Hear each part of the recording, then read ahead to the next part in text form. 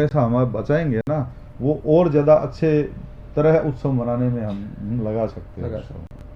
तो एक प्रकार से ये के लिए नहीं, हमारी श्रद्धा के लिए भी बहुत महत्वपूर्ण है। हम उसका आग्रह इसके लिए कर रहे हैं कि हमारे भगवान हमारे पास ही रहने चाहिए, हमारे घर में रहने कहीं पर भी वो अपमानित हो तो ये हमारा अपमान है, हमारा स्वयं का अपमान है। भगवान का आकार जो है वो अपमानित कहीं पर भी नहीं होना चाहिए। हाँ, ये निश्चित बात है, विसर्जन के बाद में प्राण भले ही उनके विसर्जन हमने कर लिए है, लेकिन आकार जो है, जैसे भेष की पूजा होती है, साधु चाहे कैसा भी हो, अगर वो भेष में है ना तो उस भेष की पूजा है, तो उस मिट्टी की भी ऐसी, तो वैसे ही उस मिट्टी की भी पूजा है, क्योंकि वो भगवान का रूप लेकर के थी इतने दिन तक, तो भगवान ही है वो अन्यथा नहीं है, अन्य नहीं है, वो भगवान ही मान करके हमको उसको चलना है, और उसको यथोचित सम्मान जो है हमको उसको देना चाहिए। सूरत में जहाँ तक मैं देख रहा हूँ सब त्योहार है वो शांतिपूर्ण मनाए जाते हैं। इस बार थोड़ी बहुत छोटी मोटी घटना हुई होगी, बाकी सूरत के अंदर में सब लोग आपस में भाईचारे से हर त्योहार को मनाते हैं। मैं सुन रहा था लिम्बायत में सब धर्मों के लोग गणपति की पूजा की, मुसलमान भी थे, हिंदू भी थे और संप्रदाय के लोग भी थे। तो ये एक बहुत सूरत के लिए बहुत अच्छी बात है कि सब त्योहार अपन मिलजुल के मनाए, किसी का त्योहार हो मिलजुल के मनाए तो बहुत अच्छी बात है। सांप्रदायिक सौहार्द होना ही चाहिए ये। और जो छिटपुट घटना को जहाँ जिक्र करते हैं, जो हुआ है ये दोबारा रिपीट नहीं होना चाहिए। ये एक प्रकार से देखा जाए तो कलंक समान था, लेकिन सूरत पुलिस ने, प्रशासन ने जो अच्छा कंट्रोल किया, कार्यवाही की, वो काबिले तारीफ है और बहुत बढ़िया उन्होंने किया। और ऐसे जो समाज कंटक है उनको तो चिन्हित करके पहले दंडित कर देना चाहिए।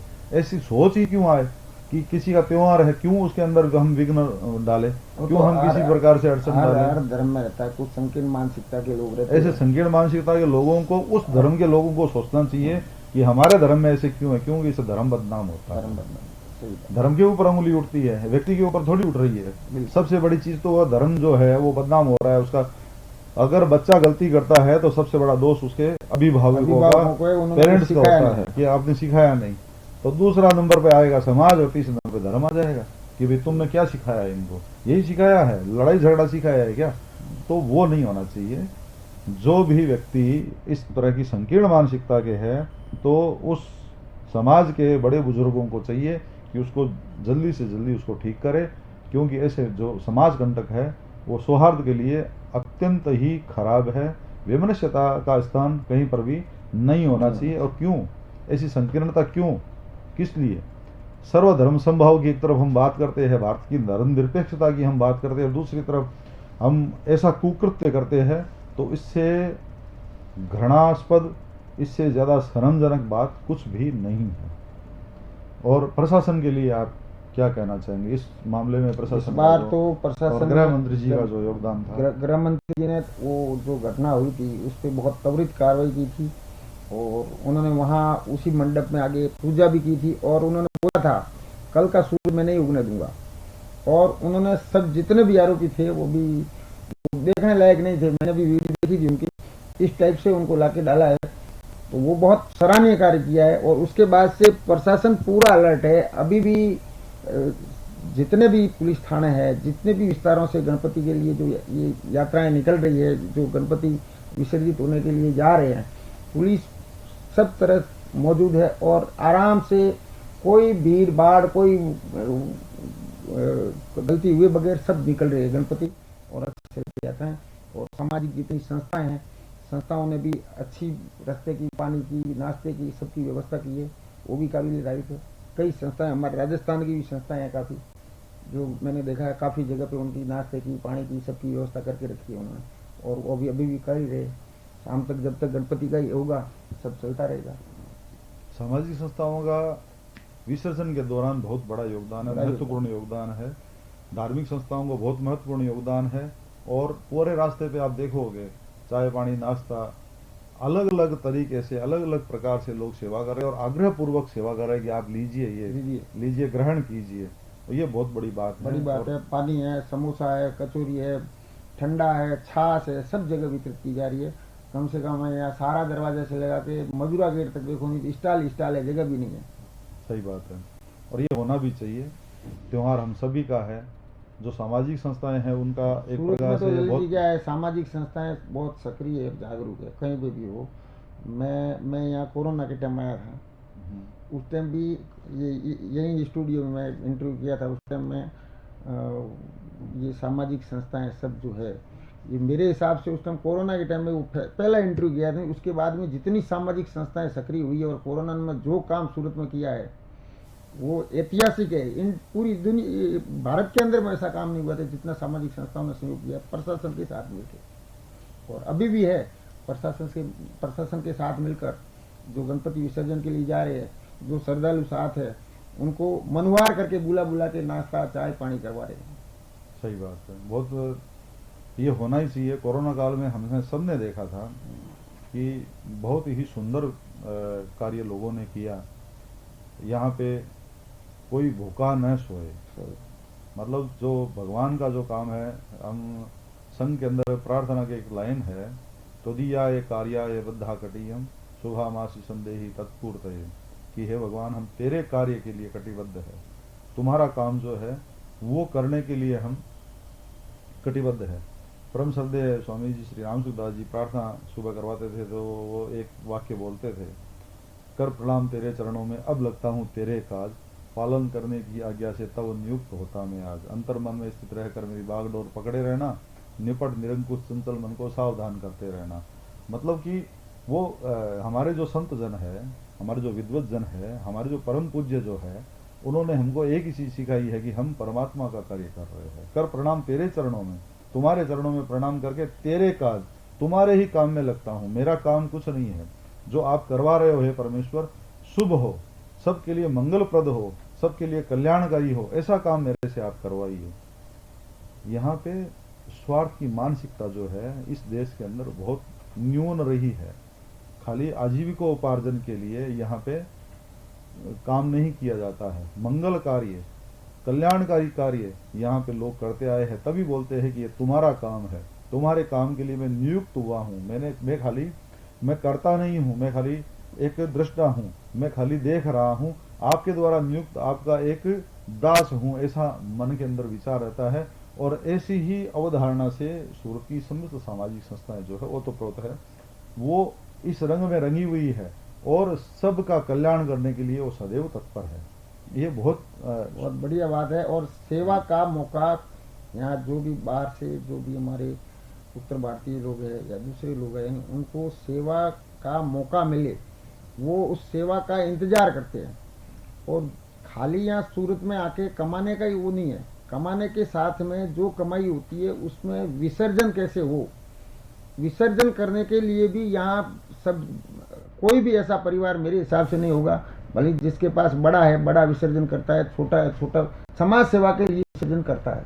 और वही है यहाँ अब गणपति उत्सव है, तो गणपति उत्सव में भी श्रद्धालुओं जो जा रहे हैं गणपति विसर्जन के लिए, उनकी सेवा के लिए वो विसर्जन करके सेवा कर रहे हैं, जो अपने अपने पैसे का विसर्जन करके सेवा दे रहे हैं। और अपना समय भी है वो सदुपयोग कर रहे समय का भी। गोस्वामी जी लिखते हैं, सो धन धन्य प्रथम गति जाकी, मतलब वो धन जो है वो धन्य है जिसकी प्रथम गति। धन की 3 गति है, ऐसे महाराज भर्तरी बताते हैं। धन की प्रथम गति जो है वो दान है, दूसरी भोग है, और तीसरी जो अपने आप जो गति प्राप्त होती है नाश की। लेकिन सूरत के लोगों की ये विशेषता है, खास बात मैंने देखता हूँ कि सूरत के लोग अपने धन की प्रथम गति दान की जो होती है वो करवाने के लिए बहुत तत्पर रहते हैं। और प्रथम गति को जिनका धन प्राप्त होता है, सो धन धन्य, वो धन वास्तव में धन्य है जिसकी प्रथम गति जिसको प्राप्त होती है। तो सूरत के लोगों का साधुवाद है, सामाजिक संस्थाओं का साधुवाद है, धार्मिक संस्थाओं का साधुवाद है कि वो धन की प्रथम गति देते हैं और लोगों के लिए कल्याणकारी मंगलकारी कार्य जो है वो करते हैं। तो अब आखिरी बात में आपसे ये करना चाहूँगा कि आज हमारे यशस्वी प्रधानमंत्री जी का जन्मदिन है। तो 2 अक्टूबर 2014 को उन्होंने एक अभियान चालू किया था, स्वच्छ भारत अभियान। और अभी भी आप देखते हैं हर जन के अंदर ये भावना है स्वच्छता की। जल्दी से कचरा कोई हीन मानसिकता का व्यक्ति है वो करे तो बात अलग है। बाकी रोड पे भी आपको हाँ। कचरा नहीं मिलेगा, लोग देखेंगे तो कचरा पात्र इस है। बारे में आप क्या कहना चाहोगे गणपति विसर्जन के संदर्भ में तथा संपूर्ण वर्ष के संदर्भ में कि स्वच्छता का कैसे आग्रह होना चाहिए, और प्रधानमंत्री जी के जन्मदिन को आप किस प्रकार से याद रहे? यशस्वी प्रधानमंत्री जी को जन्मदिन की बधाई दूंगा, और उनका जो स्वच्छ भारत अभियान है उस हम आपके साथ हैं, और जहाँ स्वच्छता की जरूरत पड़ेगी हम अपनी संस्था के द्वारा भी कहीं गंदगी है, सफाई है, तो उस जगह को हम स्वच्छ करने का प्रयास करेंगे।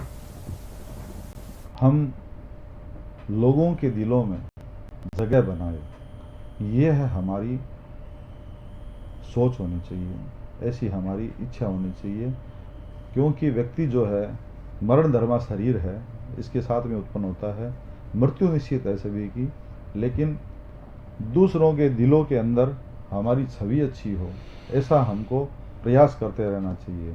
और ये प्रयास कब होगा? जब हमारे मन के अंदर सर्वे भवन्तु सुखिनः सर्वे सन्तु निरामया सर्वे भद्राणि पश्यन्तु मा कश्चित् दुःखभाग् भवेत् की भावना होगी। और ये भावना कब होगी? जब हम इस संपूर्ण वसुधा को, संपूर्ण संसार को अपना ही समझेंगे, अपना कुटुंब समझेंगे। मैं नहीं, मेरा नहीं, ये तन किसी का है दिया। मैं और मेरा के चक्कर में जो रहते हैं, लेकिन हिंदू धर्म की, सनातन धर्म की ये खास बात है कि इसमें मेरा शब्द जो है वो है ही नहीं, हमारा जो है सब, पूरी संसार जो है, पूरा संसार, संपूर्ण वसुधा है वो हमारी है, ऐसी अवधारणा है। तो जो संकीर्ण मानसिकता के लोग हैं तो उनको गणपति उत्सव के माध्यम से, क्योंकि ये समरसता का उत्सव है, समानता का पर्व है, सामंजस्य का पर्व है, इसके अंदर भेदभाव जो है उसका किंचित भी लेस मात्र भी स्थान नहीं है। जो छुआछूत है, जो भेदभाव है वो भारतवर्ष में नहीं था।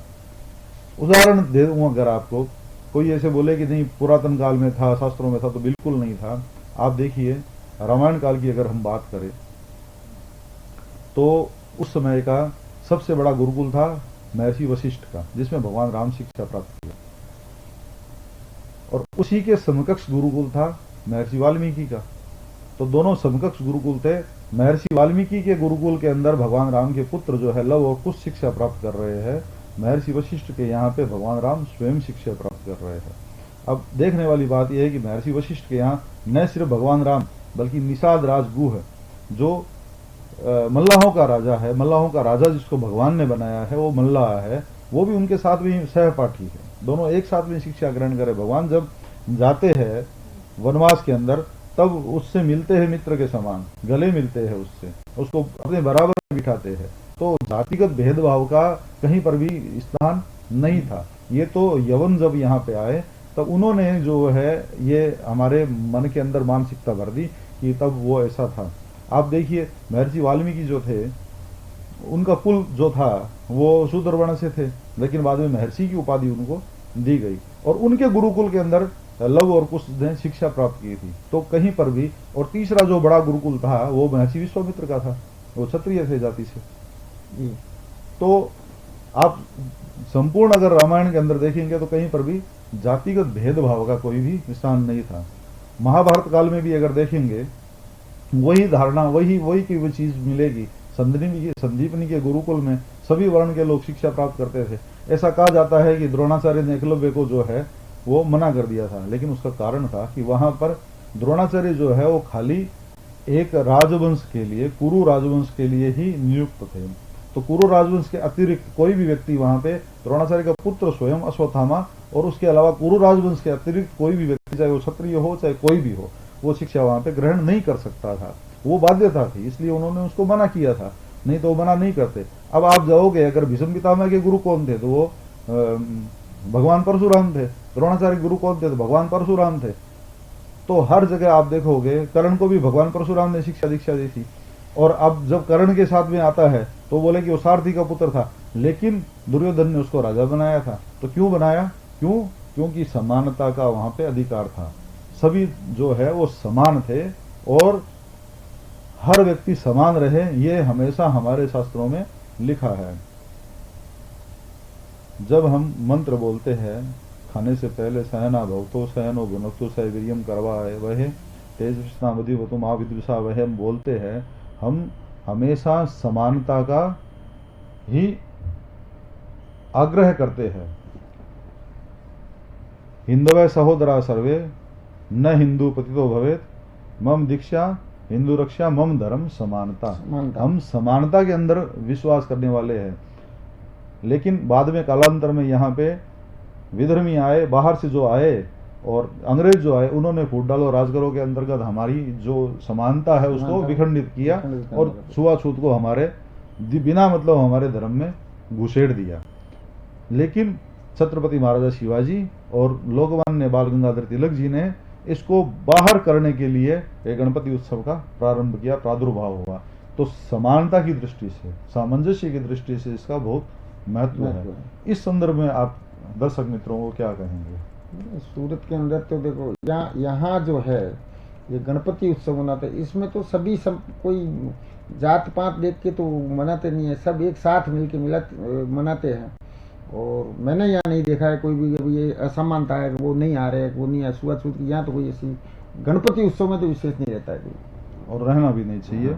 जात पात पूछे नहीं कोई, हरि को भजे सो हरि का होई। सोसाइटी के अंदर है तो सोसाइटी में अभी सब तरह के लोग रहते हैं और सोसाइटी की एक गणपति स्थापना होती है तो उसमें सब आते हैं। तो वहाँ कोई छोटा मोटा छुआछूत की मेरे को तो नहीं लगा कि वहाँ ये गणपति उत्सव में ऐसी कुछ होनी भी नहीं चाहिए। और आगे भी हम ऐसी अपेक्षा करेंगे, ऐसा विश्वास रखेंगे कि सूरत नहीं संपूर्ण आर्यावर्त में, संपूर्ण भारत में छुआछूत को, सामाजिक भेदभाव को कोई भी स्थान नहीं मिले। सब समान है, सब उसी एक पिता की सब संतान है। मानव मात्र एक समान, एक पिता की सब संतान है, एक उसी पिता की हम सब संतान है। अलग अलग नाम हमारे हो सकते हैं, अलग अलग वर्ण हमारे हो सकते हैं, अलग रंग हो सकता है, लेकिन हम एक ही परमेश्वर की संतान है। तो हमको कभी भी अपने आप के अंदर भेदभाव नहीं रखना चाहिए। हर व्यक्ति हमारा भाई है। एक ही पूर्ण पुरुष से हर व्यक्ति उत्पन्न हुआ है, हर वर्ण पैदा हुआ है, हर जाति उसी से ही उत्पन्न हुई है। तो ये ध्यान में रखते हुए सबके साथ में प्रेम का व्यवहार, सौहार्द का व्यवहार हम करें और सदैव इस चीज के लिए आग्रह करें कि किसी को हमारे द्वारा हिंसा नहीं हो, हमारे द्वारा किसी भी जीव की लेस मात्र भी किसी को तकलीफ नहीं पहुंचे, इसका हम कष्ट कभी किसी को हमसे हो ही नहीं। सब लोग जो है हमसे प्रसन्न रहे, सब प्रसन्न रहेंगे तो हम अपने आप प्रसन्न रहेंगे। वातावरण की उपज ही मानव होता है।